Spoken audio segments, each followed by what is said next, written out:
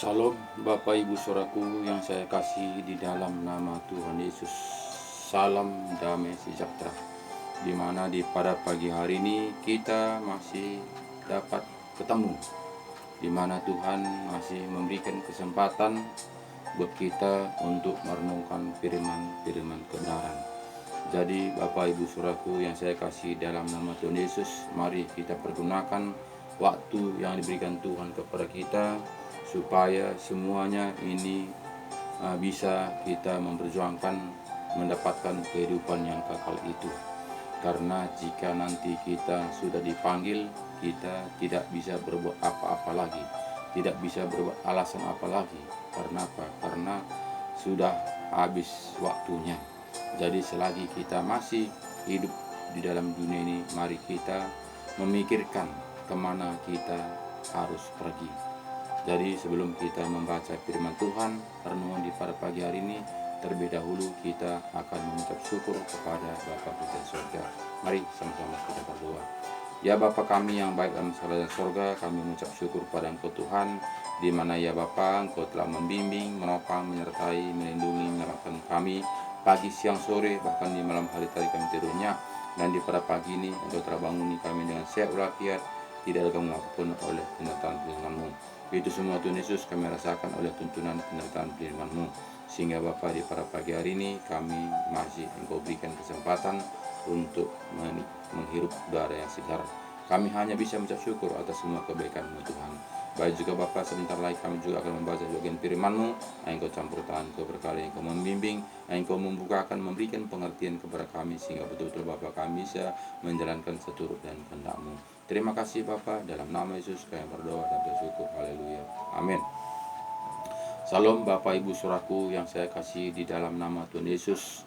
Di pada pagi hari ini kita jumpa lagi untuk merenungkan firman Tuhan, di mana kita ini adalah perjuangan.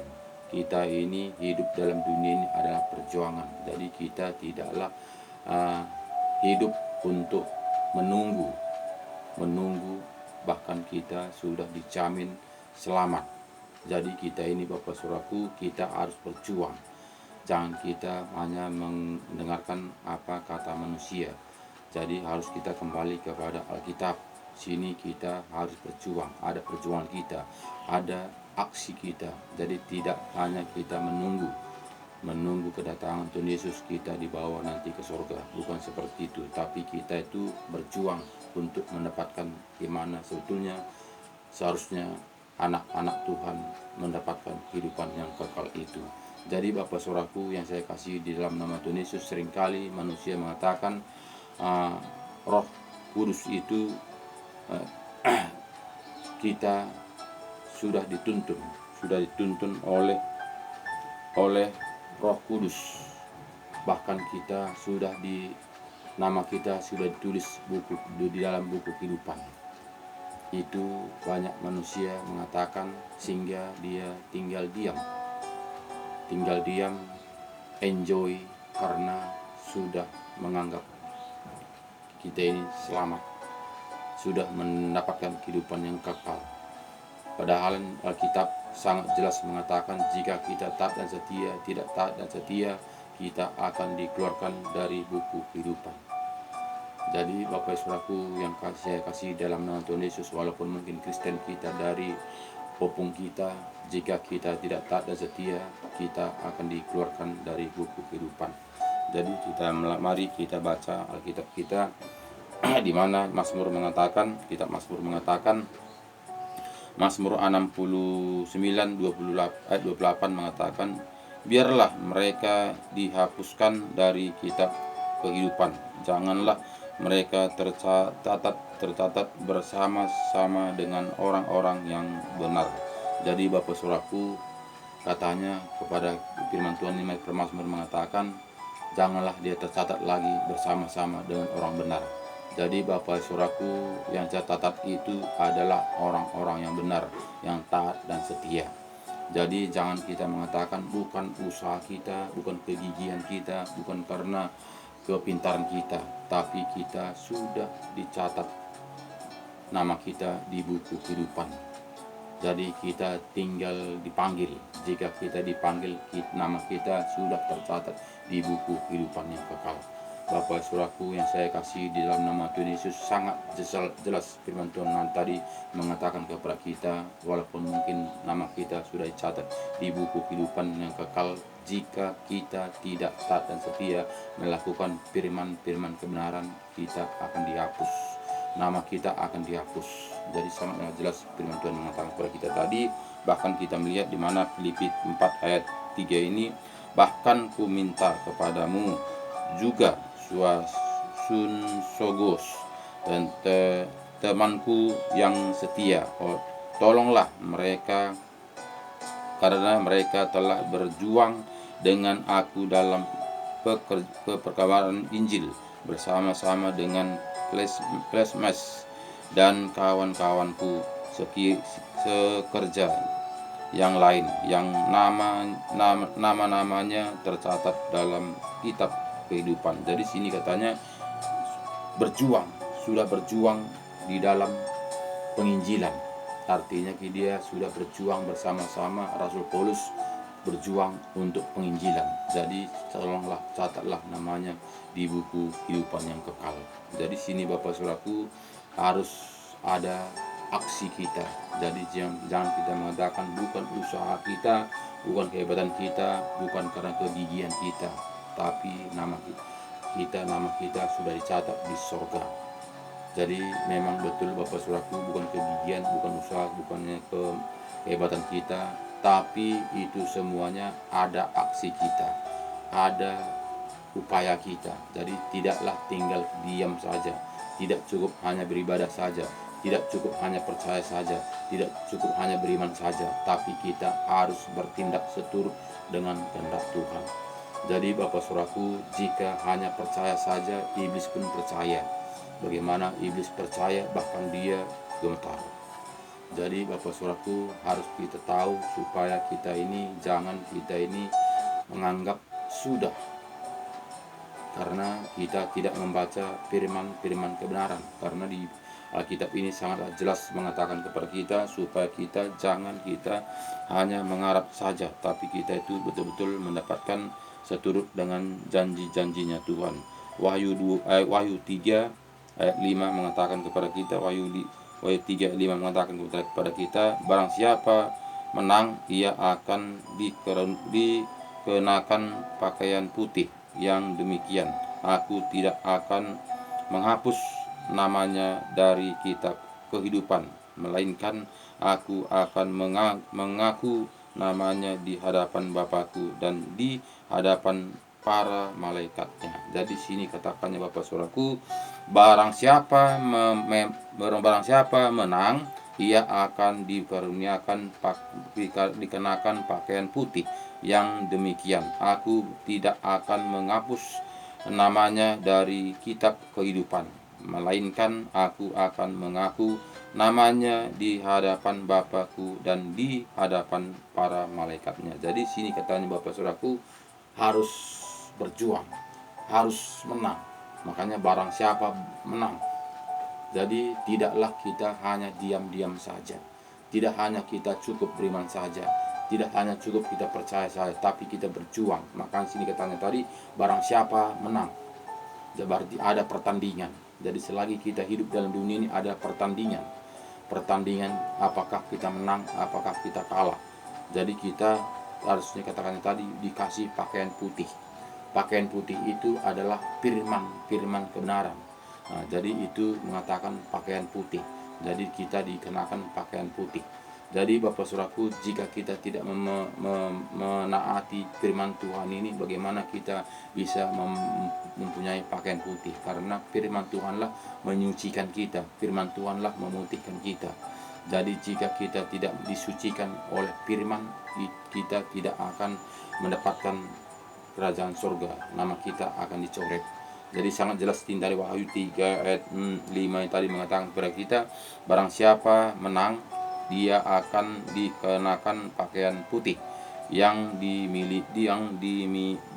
demikian, aku tidak akan menghapus namanya dari kitab kehidupan, melainkan aku akan mengaku namanya di hadapan Bapakku dan di hadapan para malaikatnya. Jadi sini sangat jelas Bapak Saudaraku, harus kita itu berjuang supaya nama kita jangan dihapus dari buku kehidupan.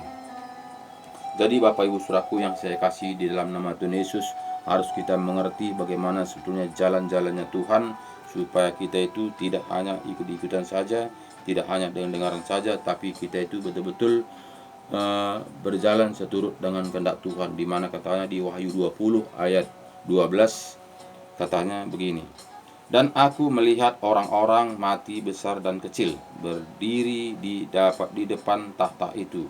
Lalu dibuka semua kitab, dan dibuka juga sebuah kitab lain, yaitu kitab kehidupan. Dan orang-orang mati dihakimi menurut perbuatan mereka, berdasarkan apa yang ada tertulis di dalam kitab-kitab itu. Dan juga Bapak Saudaraku, walaupun mungkin nama kita belum dihapus di buku kehidupan di sorga, semuanya tercatat apa yang kita lakukan selagi kita masih hidup dalam dunia ini. Apa-apa saja kita lakukan itu semua tercatat, karena di situ semuanya sama seperti CCTV, semuanya itu otomatis. Jadi jangan kita mengatakan siapapun tidak melihat kok apa yang kulakukan, aku sendiri kok yang tahu.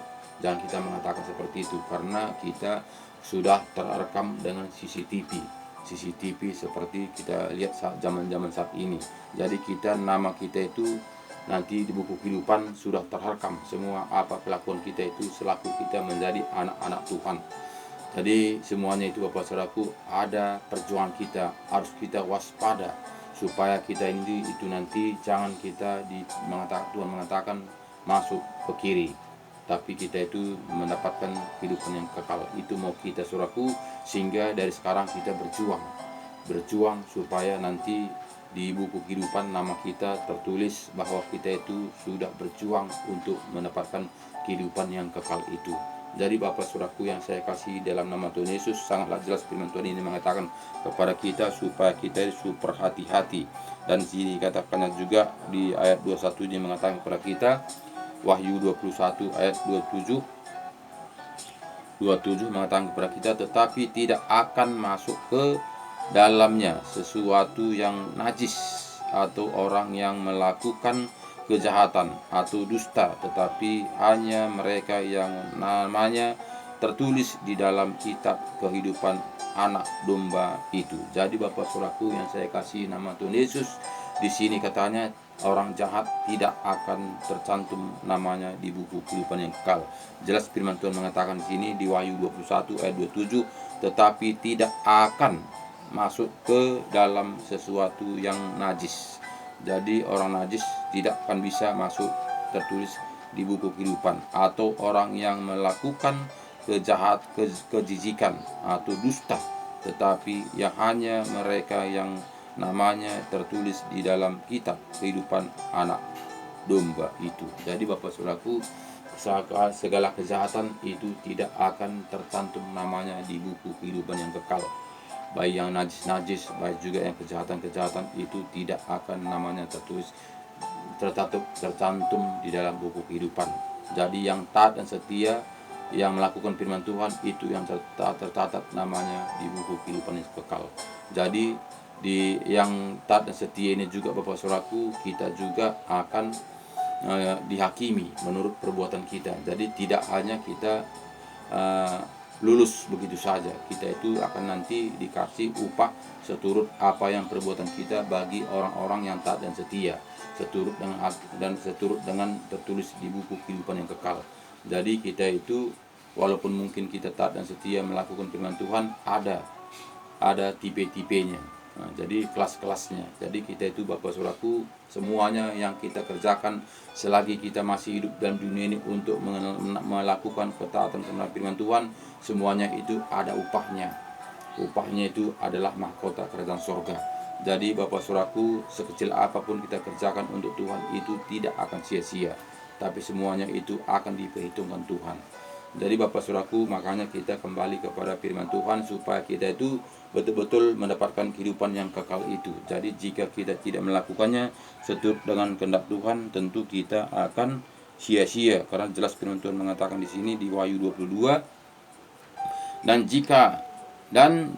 jikalau seorang mengurangkan sesuatu dari perkataan-perkataan dari kitab nubuat ini, maka Allah akan mengambil bagiannya dari pohon kehidupan dan dari kota kudus, seperti yang tertulis di dalam kitab ini. Jadi Bapak Saudaraku, sini katanya jelas kepada kita, jika kita tidak taat dan melakukan firman Tuhan dengan taat dan setia, atau kita kurang-kurangi atau kita tambahi, sangatlah jelas firman Tuhan mengatakan, dan jikalau seorang mengurangkan sesuatu dari perkataan-perkataan dari kitab nubuat ini, maka Allah akan mengambil bagiannya dari pohon kehidupan dan dari kota kudus, seperti yang tertulis di dalam kitab ini. Jadi Bapak Saudaraku, jangan kita tambah-tambahi, jangan kita kurang-kurangi firman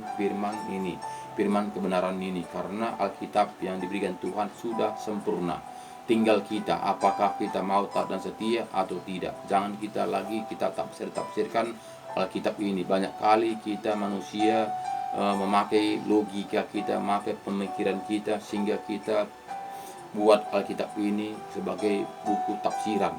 Jadi kita tafsiran seturut dengan kehendak kita, seturut dengan kemauan kita tafsirkan. Jadi Bapak Saudaraku, jika kita mau ingin mendapatkan kehidupan yang kekal itu, jika nama kita tertulis di dalam kitab kehidupan yang kekal, mari kita taati, lakukan dengan taat dan setia.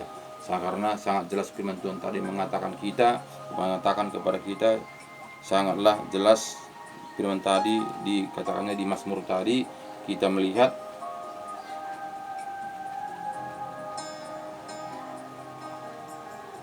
sangatlah jelas di Mazmur tadi kita melihat bagaimana kata tadi, biarlah mereka dihapuskan dari kitab kehidupan, janganlah mereka tercatat bersama-sama dengan orang-orang yang benar.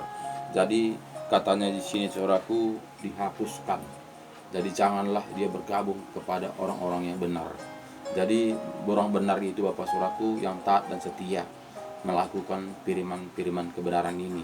Jadi taat dan setia kita melakukan firman Tuhan ini juga Bapak Saudaraku ada tipe-tipenya. Makanya nanti kita akan diadili menurut perbuatan kita, seturut apa yang kita lakukan di dalam dunia ini.